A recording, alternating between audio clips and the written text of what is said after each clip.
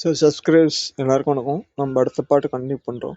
ரத்தன் டாட்டா வந்து நண்பர்கள் பலர் வந்து தயவு செய்து இந்த முயற்சியை கைவிட்டுருங்க என்று அவங்ககிட்ட சொன்னாங்க. புதிய கார் விஷயத்தில் எனக்கு அறிவுரை சொன்னவர்கள் யாருடைய பேச்சையும் நான் கேட்கல என்றார் ரத்தன் டாட்டா. இதனால தன்னுடைய நெருங்கிய நண்பர்கள் கூட என்னிடமிருந்து அவர்கிட்ட இருந்து விலகி போக ஆரம்பிச்சாங்க. ஏன்னா பல எதிர்ப்பு விமர்சனங்களுக்கு இடையே டாடா மோட்டார்ஸ் புதிய காருக்கான ஆராய்ச்சியை தொடங்கின. அதற்கான அந்த நிறுவனத்தில் இருந்த மிகச்சிறந்த திறமையான 700 பணியாளர்களை தேர்ந்தெடுத்திருந்தாங்க. ஏன்னா ஒரு இண்டஸ்ட்ரிக்குள்ள நீங்க புதுசா வரீங்க அப்படின்னாலே அது ரொம்ப காம்படிட்டிவா இருக்கும், ரொம்ப போட்டியானதா இருக்கும். சிலரே வந்து நம்ம இந்த ஃபேக் நியூஸஸ் பார்த்தோம்ல, ஸோ அந்த நியூஸஸ்ல நிறையா இருக்கும். நீங்கள் ஒரு லீடராக இருக்கீங்க, ஒரு நிறுவனத்தினோட தலைவராக இருக்கீங்க அப்படின்றது அங்கே டெசிஷன் மேக்கிங் பண்ணுறது ரொம்ப ரொம்ப கஷ்டமாக இருக்கும். ஸோ இங்கே அதுதான் அவருக்கு நடக்குது. இங்கே அவங்க எல்லார்கிட்டையும் போய் சொன்னப்பையும் யாருமே வந்து அதுக்கு என்ன பண்ணல.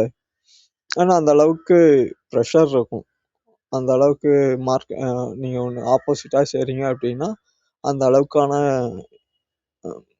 எதிர்ப்பு நிறையா இருக்கும் ஆக்சுவலாக. ஓகேங்களா?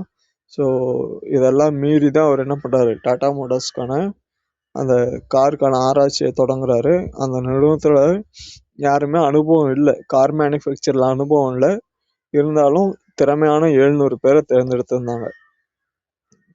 ஸோ அந்த 700 பேருக்கு என்ன இருக்குது, முன்னாடி பெரும்பாலானோருக்கு கார் வடிவமைப்பு தயாரிப்பில் முன் அனுபவம் எதுவுமே இல்லை. இப்போதுதான் முதல் முறையாக வந்து தொழில் பழகுறாங்க. இதை நம்மளால சாதிக்க முடியும், தைரியமா வேலையில இறங்குங்க நம்பி ரத்தன் டாட்டா சொல்றாரு.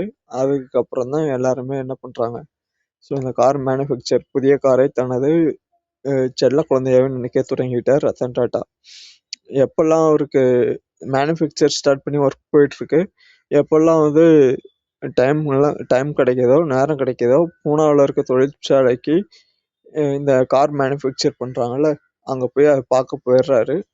ஒர்க்கெல்லாம் எப்படி போயிட்டு இருக்கு என்னன்னு. பகல் இரவு சனி தீபாவளி பண்டிகைன்னு எதுவுமே பார்க்கல. தன் காருக்கான ஆராய்ச்சி குழுவுடன் சேர்ந்து அந்த பல மணி நேரங்களை செலவிட்டு கொண்டிருந்தார் அவர். ஸோ இதுதான் வந்து என்ன நடக்குது, அந்த கார் மேனுஃபேக்சர் முழுக்க முழுக்க வந்து இந்தியாவில் இந்தியர்களால் வடிவமைக்கப்பட்ட கார் என்பதுதான் ரத்தன் டாட்டாவோட விருப்பமாகவும் இருக்கு.